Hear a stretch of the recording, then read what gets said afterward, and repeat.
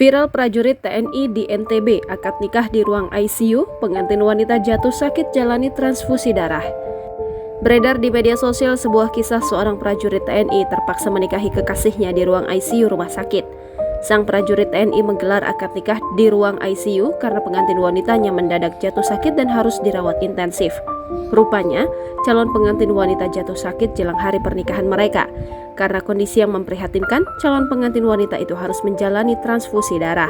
Dilansir dari kompas.com, peristiwa ini terjadi di ruang ICU Rumah Sakit Umum Daerah Bima, Nusa Tenggara Barat. Adapun prajurit TNI tersebut bernama Serka Ceni Hidayat.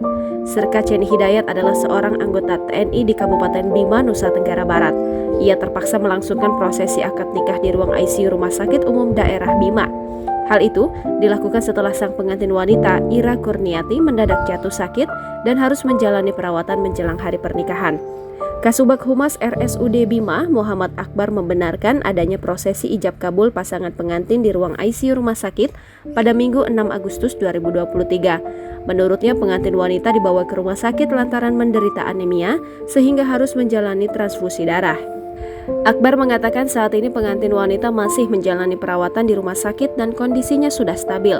Kepala Bagian Protokol dan Komunikasi Pimpinan Sekretariat Daerah Kabupaten Bima, Suryadin, mengatakan Serka Ceni Hidayat adalah warga Kelurahan Oimbo, Kecamatan Rasanai Timur.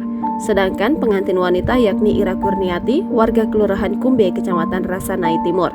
Suryadin menjelaskan, pernikahan pasangan pengantin ini sedianya akan dilangsungkan pada Senin 7 Agustus 2023 di Kelurahan Kumbe. Namun Ira Kurniati tiba-tiba sakit hingga harus dirawat dan menjalani operasi di rumah sakit.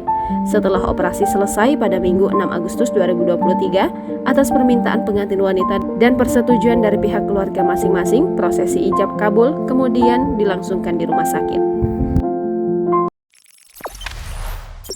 Jangan lupa subscribe, share, komen, dan like ya!